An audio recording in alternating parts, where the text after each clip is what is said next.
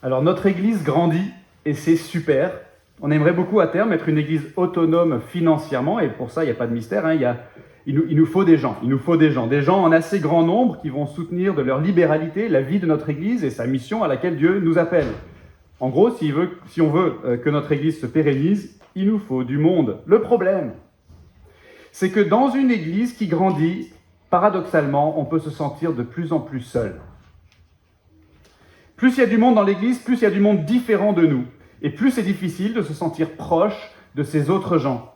Plus il y a du monde dans l'Église, plus c'est compliqué de vivre comme une famille, où on se connaît tous bien, où la communication passe bien entre tout le monde, et où tout le monde se sent bien accueilli et bien intégré, c'est pas vrai ? Et le danger du coup, c'est que des clubs ou des clans se créent dans l'Église. C'est pas évident de se rapprocher des gens qui sont différents de nous, alors qu'est-ce qu'on risque de faire naturellement ? On va s'attacher au petit cercle de gens qui sont le plus comme nous. Par exemple, on a du mal parfois à se sentir à l'aise avec quelqu'un qui vient d'une culture différente et qui parle le français avec un accent étranger. Ou bien avec quelqu'un qui manifestement n'a pas le même niveau de vie que nous. Ou bien avec quelqu'un qui a 30 ans de plus ou 30 ans de moins. Ou bien avec quelqu'un qui est hautement intellectuel ou au contraire avec quelqu'un qui est beaucoup plus manuel dans la vie. Ou bien avec quelqu'un qui est marié, heureux et qui a 15 000 enfants, ou inversement avec quelqu'un qui est célibataire ou divorcé, ou qui souffre d'infertilité dans son couple. Ajoutons à tout ça, bien sûr, des questions de sensibilité théologique, de préférence politique, de personnalité, de goût, de maturité dans la foi, et forcément, dans une église qui grandit, la cohésion, le vivre ensemble, comme on dit de nos jours, l'unité de notre assemblée et l'intégration de chacun, tout ça, ça devient un défi de plus en plus perceptible. Et ce qu'on ne veut pas, c'est devenir un agglomérat de petits clubs au sein de l'Église avec une participation disparate ou inéquitable à la vie même de l'Église et à sa mission. On aurait les bacs plus 5 ici, les familles nombreuses par là, les bons presbytériens dans ce coin, les Africains là-bas, les mères célibataires par ici, les citadins de ce côté-là, les ruraux en face, etc., etc.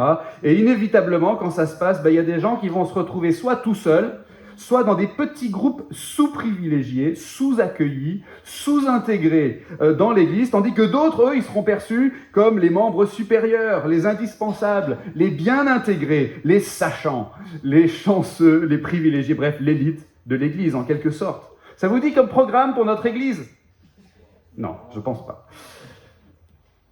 Et ça tombe bien parce que le texte qu'on va prendre ce matin s'inscrit dans la continuité de ce qu'on a vu ces dernières semaines, où l'apôtre Paul, dans une lettre qu'il a écrite donc à des chrétiens de son époque, parle de l'importance de la cohésion, de la charité mutuelle et de l'unité dans l'Église, malgré justement les différences importantes qui pouvaient exister entre eux et qui peuvent exister encore entre nous aujourd'hui, sur le plan de nos origines, de notre éducation, de notre personnalité, de nos goûts, ou encore de notre maturité dans la foi.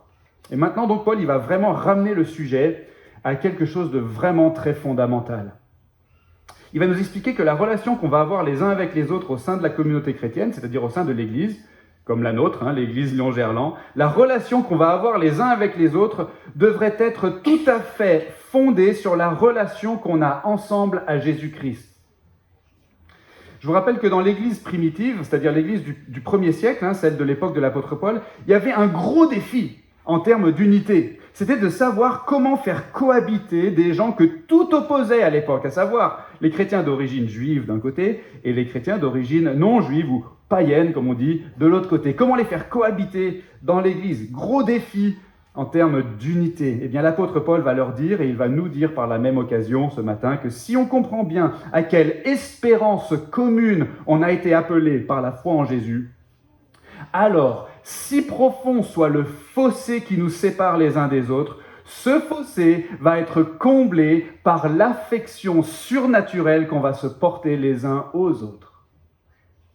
Et de cette manière, Dieu voulant, personne ne va se sentir mis de côté dans les progrès de l'Église de Jésus-Christ à Lyon-Gerland. Lisons le texte, c'est dans l'épître de Paul aux Romains, chapitre 15. Une épître, c'est tout simplement une lettre. Donc c'est une lettre de l'apôtre Paul adressée aux chrétiens de la ville de Rome au 1er siècle. Et on est aujourd'hui au chapitre 15, on va lire les versets 1 à 13. « Nous qui sommes forts, nous devons supporter les faiblesses de ceux qui ne le sont pas et ne pas chercher ce qui nous plaît. Que chacun de nous plaise au prochain pour ce qui est bon en vue de l'édification. Car le Christ n'a pas cherché ce qui lui plaisait, mais selon qu'il est écrit, « Les outrages de ceux qui t'outragent sont tombés sur moi. » Or, tout ce qui a été écrit d'avance l'a été pour notre instruction, afin que, par la patience et par la consolation que donnent les Écritures, nous possédions l'espérance. Que le Dieu de la patience et de la consolation vous donne d'avoir une même pensée les uns à l'égard des autres selon le Christ Jésus, afin que d'un commun accord, d'une seule voix, vous glorifiez le Dieu et Père de notre Seigneur Jésus-Christ. Faites-vous mutuellement bon accueil comme Christ vous a accueillis pour la gloire de Dieu. Je dis en effet que Christ est devenu serviteur des circoncis pour prouver la véracité de Dieu en confirmant les promesses faites au Père, tandis que les païens glorifient Dieu pour sa miséricorde, selon qu'il est écrit « C'est pourquoi je te confesserai parmi les nations et je chanterai en l'honneur de ton nom. » Il est dit encore « Nations, réjouissez-vous avec son peuple. » Et encore « Louez le Seigneur, vous toutes les nations, et que tous les peuples le louent. » Ésaïe dit aussi « Il paraîtra le rejeton d'Isaïe, celui qui se lèvera pour commander aux nations. Les nations espéreront en lui. » Que le Dieu de l'espérance vous remplisse de toute joie et de toute paix dans la foi, pour que vous abondiez en espérance par la puissance du Saint-Esprit. Je vous invite à la prière avant d'aller plus loin. Notre Dieu, merci pour ta parole. Bénis les instants qui vont suivre, s'il te plaît. Permets qu'ils soient utiles pour notre foi, que nos oreilles soient attentives, que nos cœurs soient réceptifs, Seigneur, que nous soyons dociles sous ta main et à l'écoute de ta voix. Nous t'en prions au nom de Jésus. Amen. Donc toute la leçon de ce passage, c'est que si on comprend bien à quelle espérance commune on a été appelé par la foi en Jésus, eh bien si profond soit si profond soit le fossé qui nous sépare les uns des autres, ce fossé va être comblé par l'affection qu'on va se porter les uns aux autres.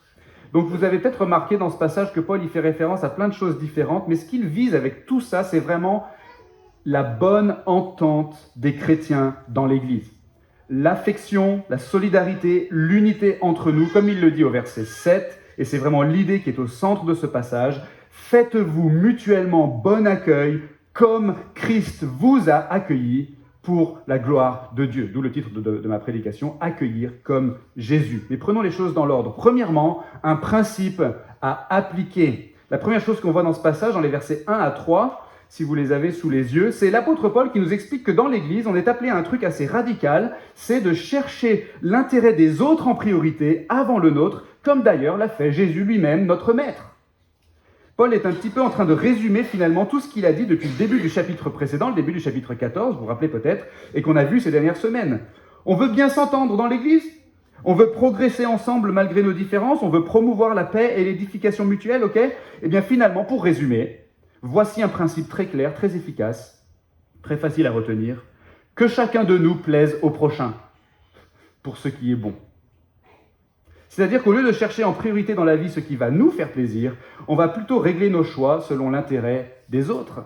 Évidemment, Paul ajoute, verset 2, pour ce qui est bon. C'est-à-dire, plus littéralement en grec, envers le bien. Donc Paul, il n'est pas en train de dire qu'on doit juste satisfaire tous les caprices de notre prochain, peu importe si c'est bien ou si c'est pas bien. Ce qu'il dit, c'est tout simplement ce qu'il a expliqué au chapitre précédent, à savoir que si on est croyant, parfois on doit choisir volontairement de renoncer à certains droits dans le but de ne pas accentuer les points qui nous séparent et qui ne sont pas essentiels à la foi, et dans le but plutôt de promouvoir la paix et l'édification. J'insiste, on parle ici de choses qui ne sont pas essentielles à la foi chrétienne et qui ne sont pas contraires à ce qui est bien. Rappelez-vous l'histoire de la famille qui veut prendre des vacances ensemble. Une famille où il y a des gens d'âge différents et de capacités physiques ou intellectuelles différentes. Et donc celui qui aimerait passer toute la semaine à faire du ski extrême sur des pentes à 60 degrés, il va peut-être renoncer à chercher ce qui lui plaît et il va peut-être à la place se contenter avec joie d'un tournoi de Dixit auquel tous les membres de la famille vont pouvoir participer. Dixit, c'est un jeu de société familial. Il va donc plutôt chercher, vous comprenez, à plaire au prochain par affection pour les autres, par solidarité, en visant la réussite des vacances de la famille, et pas juste les siennes de vacances, à lui. Chercher à plaire au prochain, comme principe de vie dans l'Église, c'est assez radical et on a du mal à l'accepter. Et c'est pour ça que Paul va ajouter un argument radical. Un argument radical pour une idée radicale. C'est que ça, cet état d'esprit, c'est exactement celui qui était celui de Jésus, c'était exactement celui de Jésus lorsqu'il a vécu sur la terre parmi les humains. Au lieu de chercher ce qui lui plaisait, il a accepté d'être abaissé, dépouillé, humilié dans l'intérêt des autres. Si Jésus a fait ça, et qu'il est notre maître, et qu'il est notre modèle, alors nous aussi on devrait faire ça. Paul, au verset 3, cite un texte de l'Ancien Testament, la partie de la Bible qui a été écrite avant la naissance de Jésus, un texte en fait assez ancien qui remonte à 1000 ans à peu près avant la naissance de Jésus, et qui est en fait une prophétie qui parle d'avance du Messie que Dieu avait promis d'envoyer. Et en parlant du Messie, ce texte parle de l'état d'esprit que le Messie aurait quand il viendrait. Et donc ce que Paul veut nous montrer ici, c'est que Jésus a bien voulu, en tant que Messie, il a bien voulu prendre sur lui, comme on dit aujourd'hui, dans l'intérêt des autres. Il a pris sur lui dans l'intérêt des autres, et particulièrement dans l'intérêt de son Église, c'est-à-dire dans notre intérêt. Et on va y revenir à cette idée dans un instant. Mais pour l'instant, ce qui est intéressant, c'est de voir cet état d'esprit qu'avait Jésus. Et la citation que propose Paul, si on la regarde dans son contexte original, elle nous en dit un peu plus. Moi, je suis sûr que Paul, qui avait une très bonne connaissance des Écritures, avait aussi le contexte en tête lorsqu'il cite ce passage. Écoutez bien, ça se trouve dans le psaume 69.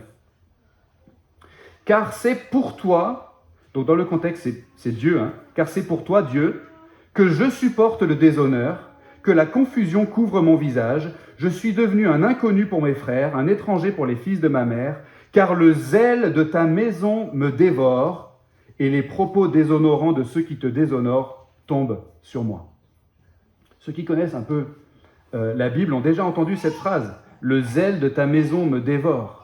C'est une phrase à laquelle les disciples ont pensé quand ils ont vu Jésus chasser les marchands du temple.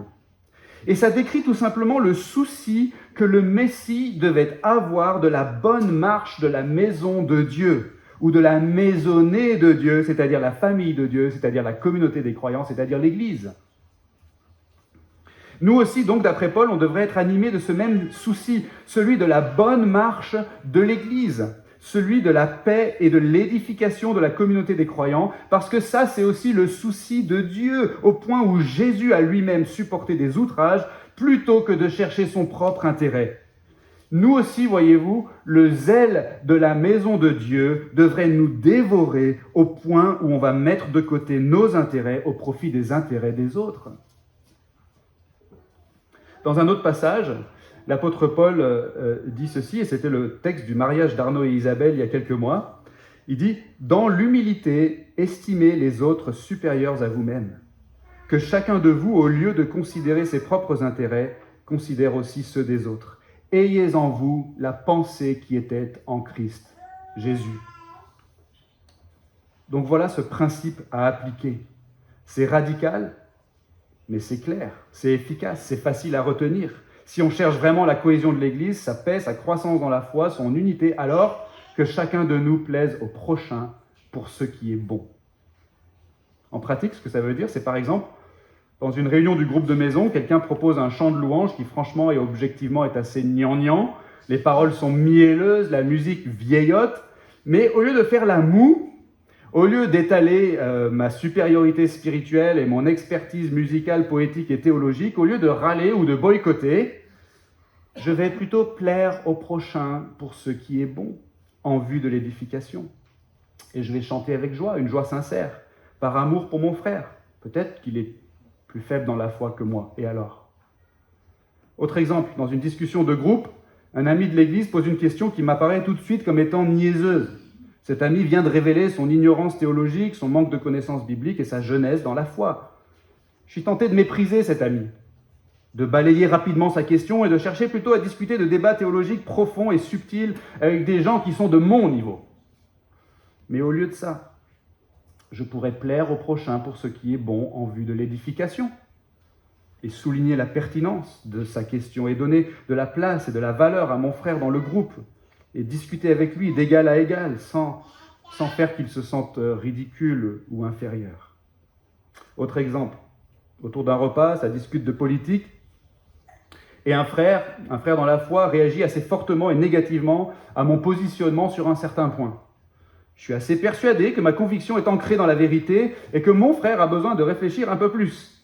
Mais au lieu de réagir à mon tour avec virulence pour défendre ma tour d'ivoire, et si je plaisais au prochain pour ce qui est bon, en vue de l'édification. Je pourrais juste mettre de côté temporairement mon dogmatisme et m'exercer à écouter, à montrer du respect, à être attentif et bienveillant envers mon frère et à le valider, lui, comme frère, comme sujet autonome et responsable avec sa propre conscience devant Dieu, sans pour autant approuver son opinion.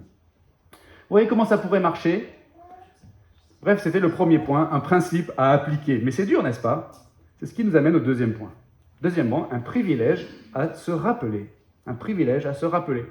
La deuxième chose que Paul veut nous faire comprendre, versets 4 à 7 maintenant, dans la suite de notre passage, c'est que si on est chrétien, la grâce qui nous a été faite devrait recalibrer notre vision de nous-mêmes et des autres, de sorte qu'on va grandir en unité et en amour mutuel. Et pour ça, il faut qu'on se rappelle quelle est cette grâce qui nous a été faite, quel est ce privilège qui nous a été accordé. C'est curieux parce que dans notre passage, Paul fait référence tout d'un coup, au verset 4, au rôle des Écritures dans notre vie en tant que croyants, alors qu'on ne dirait pas que ça a beaucoup de rapport avec le sujet de nos relations à l'intérieur de l'Église. C'est comme s'il disait, bon, les amis, faites en priorité ce qui plaît aux autres et pas à vous-même, comme l'a fait Jésus, bon, c'est le premier point. Et au fait, c'est bien de lire la Bible. Ok, d'accord, c'est vrai, mais quel est le rapport ? Le rapport, c'est que la Bible nous communique l'espérance qui va changer fondamentalement nos relations dans l'Église. Regardez bien ce que dit Paul. Il y a une vraie logique dans ce qu'il dit. Il vient de citer la Bible pour montrer que Jésus est un exemple d'humilité et de service des autres. Alors il en profite pour expliquer que la Bible existe pour notre instruction, pour nous communiquer de la patience et de la consolation. En grec, on pourrait aussi traduire ça de la persévérance et de l'encouragement, pour qu'on possède ainsi l'espérance. Donc la Bible nous communique de la persévérance et de l'encouragement pour que notre espérance soit bien établie, pour que notre espérance soit bien ferme en nous. Or, Paul ajoute tout de suite après que le Dieu de cette persévérance et de cet encouragement, donc le Dieu des Écritures, le Dieu qui a donné les Écritures, Dieu va aussi nous donner de cette manière, dans l'Église, une même pensée, un commun accord, une seule voix, versets 5 et 6. Et en fin de compte, en bout de chaîne, Dieu sera glorifié, versets 6 et 7. Donc si on récapitule, suivez bien, c'est pas très clair, mais en fait c'est quand même assez simple. Dieu nous communique de la persévérance et de l'encouragement par le moyen de la Bible qui affermit notre espérance, et cette espérance, à son tour, va produire des relations différentes dans l'Église. Des relations caractérisées par l'humilité, la bienveillance, la cohésion, la bonne entente et l'unité. L'élément central sur lequel tout ça s'appuie, c'est notre espérance. C'est-à-dire la substance de ce que ça veut dire d'être un chrétien. Donc en gros, il faut qu'on se rappelle qui on est et ce qu'on a en tant que chrétien, pour ensuite en tirer les bonnes conséquences pratiques dans nos relations entre nous. Quelle est notre espérance ? Quelle est notre identité ? Quel est notre héritage ? Qu'est-ce qu'on a reçu ? Quelle est la grâce qui nous a été faite ou le privilège qui nous a été accordé ? Eh bien, Paul nous le dit avec cette belle formule au verset 7.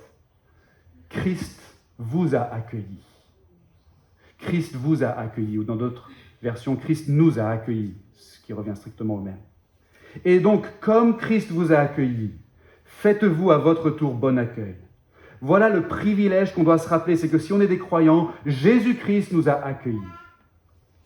On doit s'en rappeler pour que ça change notre perception de nous-mêmes et des autres dans l'Église. Ça me fait penser à quelqu'un que je connais qui a récemment rejoint l'armée, et plus précisément un bataillon très particulier, avec un insigne particulier constitué d'un corps, un corps COR, donc un corps de chasse, et d'un diable. C'est ça l'insigne. Et cet insigne est porté sur l'uniforme, et il fait référence à une bataille qui a eu lieu pendant la Première Guerre mondiale, appelée la bataille de l'Hartmannswiller Kopf. C'est le nom d'une montagne dans les Vosges qui a été reprise aux Allemands par ce bataillon. Et en fait, pendant cette bataille, les Allemands étaient tellement impressionnés par le courage et la détermination de ce bataillon qu'ils ont surnommé ces combattants les Diables Noirs. Et donc les membres de ce bataillon aujourd'hui portent cet insigne sur eux pour leur rappeler qui ils sont.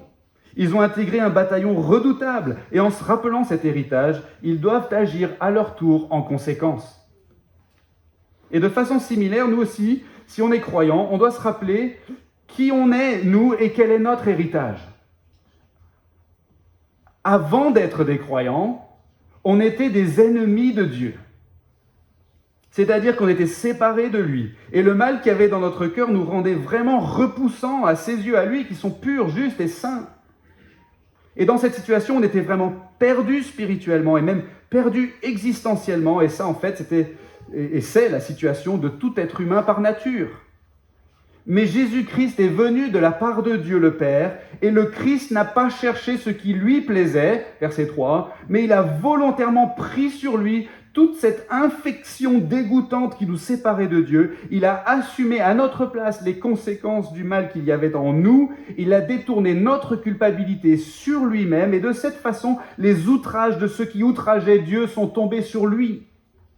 Et Jésus a assumé ça très douloureusement, à travers l'agonie qu'il a supportée sur la croix avant de mourir. Et il a fait ça par amour pour les croyants, par grâce, par charité, pour ainsi nous accueillir auprès de lui, pour faire de nous ses petits frères et ses petites sœurs dans la famille de Dieu, pour qu'on devienne héritiers avec lui du monde à venir, pour qu'on ait notre place pour toujours dans le paradis de Dieu. Quel privilège, vous comprenez? Quel privilège! Avant, on était des ennemis de Dieu, mais maintenant, si on est attaché à Jésus par la foi, on est des enfants de Dieu. On a été accueillis. Et on doit s'en rappeler pour vivre en conséquence, notamment au niveau de nos relations dans l'Église. Et justement, les Écritures saintes, la Bible, existent pour notre instruction, pour que cette espérance-là soit fermement établie en nous, de sorte que le Dieu des Écritures nous unifie autour de cette espérance et transforme notre état d'esprit et nos relations les uns avec les autres. La Bible qu'on peut lire chaque jour chez soi, et qu'on peut et même qu'on doit étudier ensemble à l'Église, un peu comme l'insigne qu'on porte sur notre uniforme. La Bible nous fait comprendre quel est ce privilège qui nous a été accordé et quel est cet héritage qui est le nôtre. On a été accueillis par Jésus, adoptés par Dieu et intégrés dans l'Église alors qu'on en était carrément indignes. Et nous, qu'est-ce qu'on fait? Nous, on regarde autour de nous, dans l'Église, et on voit des gens un peu bizarres autour de nous. Lui, il a une drôle de tête, il me fait un peu peur. Elle s'habille bizarrement. Lui, il a un drôle d'accent. Elle a une personnalité un peu trop exubérante. Oh, lui, il est tellement timide, il me met mal à l'aise, etc., etc. Alors, on n'ose pas apprendre à se connaître. Mais nous, aux yeux de Dieu, on était comment avant d'être accueillis par Jésus? On n'était pas simplement différents, on était répugnants. On était les ennemis déclarés de Dieu, on était souillés et impurs, on était impies, injustes, indignes. Tout nous séparait de Dieu, tout nous privait de sa présence, tout nous excluait de l'Église.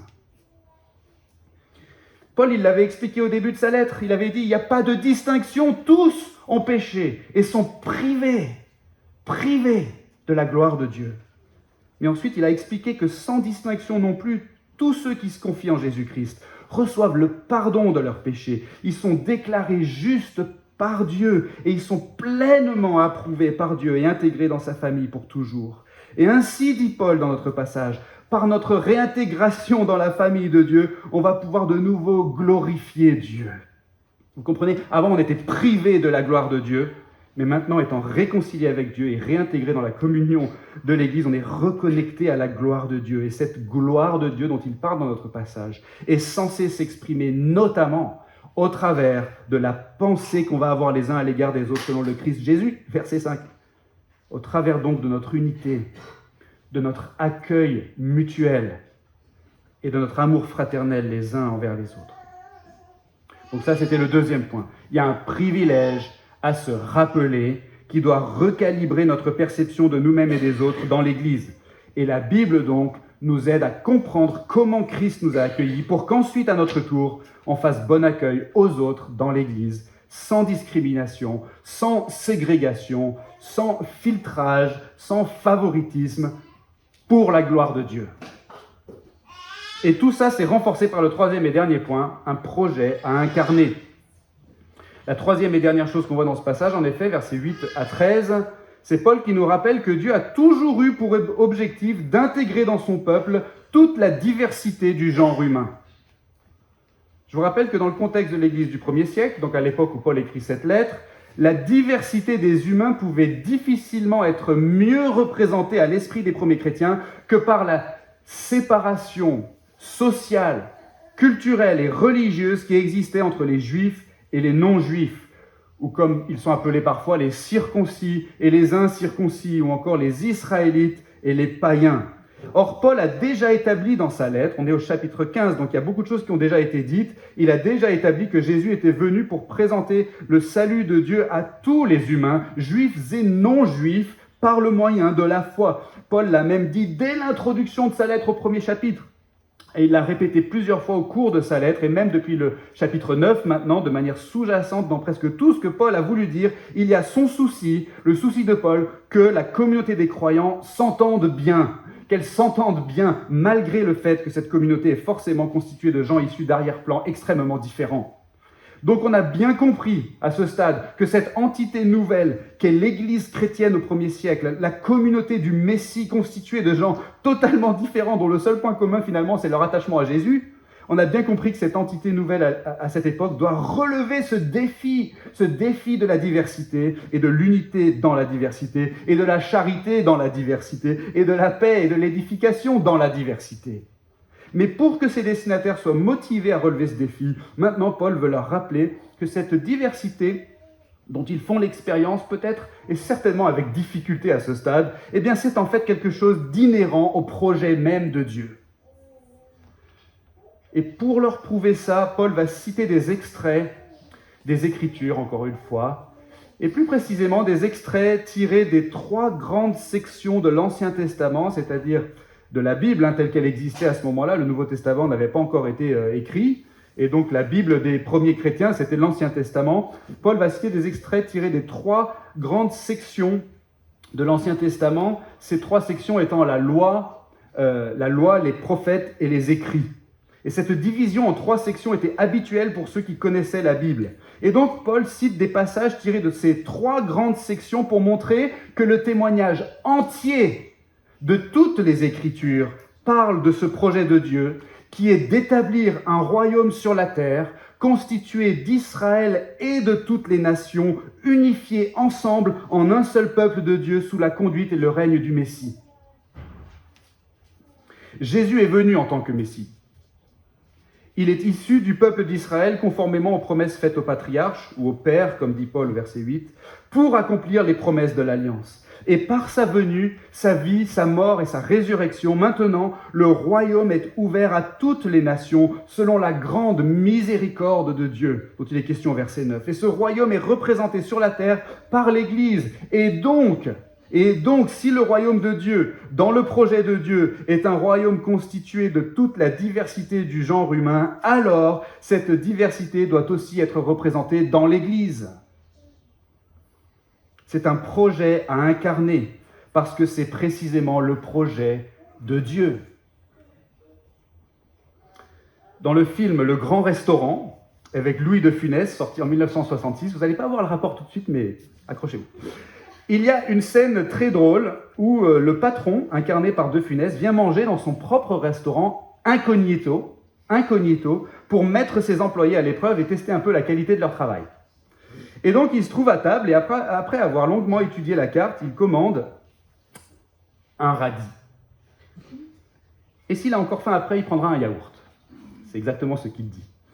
Quelques minutes plus tard, le serveur arrive avec une petite botte de radis dans un plat, du beurre, du sel, du pain. Mais en voyant tout ça, De Funès arrête tout de suite le serveur et lui dit « Oh non, j'ai demandé un radis. Un radis. » Et il tend la main, prend un petit radis dans le plat et renvoie le serveur. En fait, dans cette histoire, le patron, il fait tout ce qu'il peut pour excéder ses employés. Mais en réalité, dans ce grand restaurant, c'était pas une erreur si le radis était arrivé avec d'autres radis et du pain, du beurre et du sel. Ça allait pas coûter plus cher. C'était pas accidentel, c'était intentionnel. C'était la marque de fabrique d'un grand restaurant de servir même un radis avec un certain apparat, une certaine classe, un certain standing. Et de la même façon dans l'Église, vous allez voir le rapport.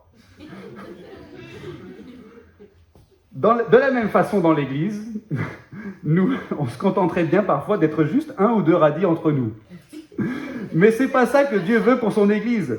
Dieu veut des bottes de radis de toutes les tailles et de toutes les couleurs. Il veut du pain, du beurre et du sel. Et même il veut des poireaux et des asperges et des carottes, des navets, des brocolis, des haricots, des choux de Bruxelles, des piments, des patates et du fenouil. Nous, on aimerait juste un petit radis. Mais Dieu veut nous servir une énorme diversité dans l'Église. Et c'est pas accidentel, c'est intentionnel. C'est pas un bug, c'est un but. Tel est le standing de l'Église de Jésus le Messie. Alors attention, ça ne veut pas dire qu'on doit rechercher la diversité au point de la fabriquer. Paul n'est pas en train de dire à ses destinataires ici qu'il faut intentionnellement aller chercher des quotas de gens issus de la diversité, comme on dit aujourd'hui, et de leur donner de la visibilité dans nos activités et de les afficher dans nos communications, histoire de se donner bonne conscience, peut-être même histoire de soigner notre image. Non, le souci de Paul ici n'est pas de rechercher la diversité, mais d'accepter la diversité, de se réjouir de la diversité que Dieu nous envoie. C'est une nuance, mais c'est une nuance importante. Aucune église dans le monde aujourd'hui n'est appelée à représenter exactement la diversité parfaite de l'église eschatologique, c'est-à-dire de l'église dans l'éternité, le peuple de Dieu qui existera dans le paradis pour toujours, issu de toute nation, de toute tribu, de tout peuple et de toute langue. Non, on n'est pas appelé à ça maintenant parce que le monde aujourd'hui est encore constitué de groupes de populations différents, répartis de manière différente dans des zones géographiques différentes. Il y a encore des langues, des cultures, des modes de vie différents. L'idéal pour l'Église chrétienne aujourd'hui, c'est plutôt de représenter la diversité du genre humain telle qu'elle existe actuellement dans la société où se trouve l'Église. Bref, que la diversité de l'Église reflète tout simplement la diversité de son quartier. Quoi qu'il en soit, que la diversité que Dieu envoie à son Église soit accueillie et valorisée par son Église. Parce que c'est son projet. Je serais tenté de finir en vous racontant l'histoire d'un Juif, d'un Écossais et d'un Hmong qui s'assoient autour d'une table dans un appartement de la rue André-Beaulier très tôt le samedi matin pour prier et discuter de la conduite spirituelle de l'Église de Jésus-Christ à Lyon-Gerland. Alors ça commence comme une blague, mais plutôt qu'une histoire drôle, c'est une histoire réjouissante. Et pour ceux qui ne le savent pas, les responsables de notre Église sont d'origine juive, écossaise et hmong. C'est une belle histoire, je ne sais pas encore comment ça se finit, mais ce que je sais, c'est que c'est l'histoire que Dieu a voulu pour notre Église par sa providence. Et je rends grâce à Dieu pour l'image que nous avons en notre Église, Lyon-Gerland, l'image que nous avons des nations qui ont placé leur espoir dans le rejeton d'Isaïe et qui se réjouissent avec son peuple. Alors qu'est-ce qu'on disait en introduction ? On a dit que ça pouvait être compliqué quand on est une église qui grandit, compliqué de vivre comme une famille, où on se connaît tous bien, où la communication passe bien entre tout le monde et où tout le monde se sent bien accueilli et bien intégré. Difficile. Mais ce qu'on a vu dans ce passage, c'est qu'on ne doit pas se décourager, on ne doit pas baisser les bras. Cette diversité est une belle chose voulue par Dieu, même si ça constitue quand même un vrai défi à relever. Ce texte nous a rappelé que la relation qu'on va avoir les uns avec les autres dans l'Église devrait être tout à fait fondée sur la relation que nous avons ensemble avec Jésus-Christ. Et donc, si on comprend bien à quelle espérance commune on a été appelé par la foi en Jésus, alors si profond soit le fossé qui nous sépare les uns des autres, ce fossé va être comblé par l'affection surnaturelle qu'on va se porter les uns aux autres. Est-ce que vous êtes prêts à relever ce défi par la grâce de Dieu ? Est-ce qu'on est prêt à appliquer le principe de l'intérêt des autres avant le nôtre ?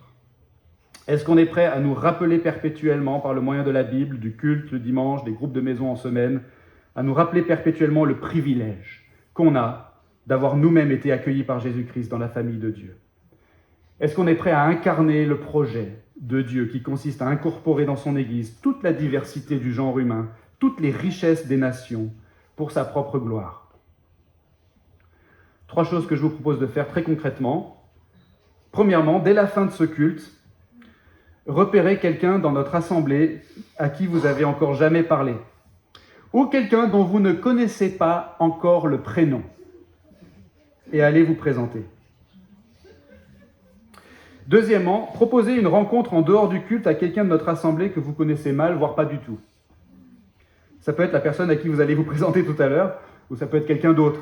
Ça peut être une famille entière, ça peut être pour un repas, ou pour une activité, une sortie, une balade, ça peut être un samedi, un dimanche après le culte, ou un jour de semaine.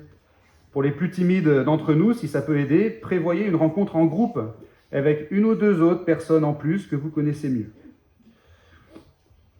Troisièmement, la prochaine fois que vous êtes en discussion avec quelqu'un, et que cette personne, quelqu'un qui est un frère dans la foi, et que cette personne dit quelque chose avec lequel vous n'êtes pas d'accord, à moins que ce soit quelque chose d'absolument essentiel à la foi chrétienne qui aurait besoin d'être corrigé tout de suite avec douceur, la prochaine fois donc, que vous voulez contredire l'opinion de quelqu'un dans une conversation, auto-censurez-vous, au moins au début, et posez plutôt des questions pour bien comprendre votre interlocuteur, peut-être même pour bien connaître votre interlocuteur. Peut-être bien que son opinion sur tel ou tel sujet est mauvaise, mais la personne qui a cette opinion, elle est digne. Et si elle est attachée à Jésus par la foi, elle est même aimée absolument de Dieu. Est-ce qu'on pourrait, par notre attitude bienveillante et notre écoute, mieux refléter cette espérance commune et si fondamentale qu'on a en Jésus, de manière à ce que le fossé qui nous sépare peut-être, soit comblé par l'affection surnaturelle qu'on devrait se porter les uns aux autres en tant qu'enfants de Dieu. Et c'est pour cette raison que Paul termine cette section en insistant de nouveau sur l'importance de grandir en espérance, parce que c'est ça qui va être la clé.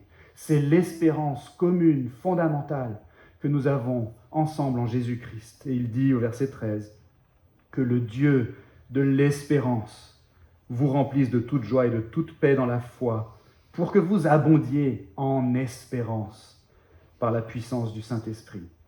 Amen. Je vous invite à la prière. Merci notre Dieu pour ta parole, merci pour ton Église, merci parce qu'elle t'appartient, tu l'as conduite toi-même, merci parce que tu l'aimes, tu en prends soin. Pardonne-nous Seigneur lorsque nous, de notre côté, nous malmenons ton Église.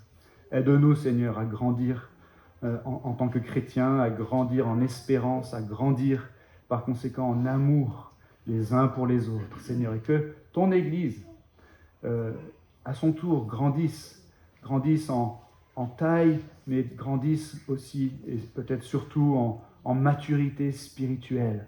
Que nous puissions ainsi, comme tu nous y appelles, te glorifier dans ce monde.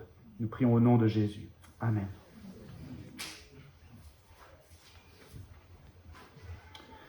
Pour répondre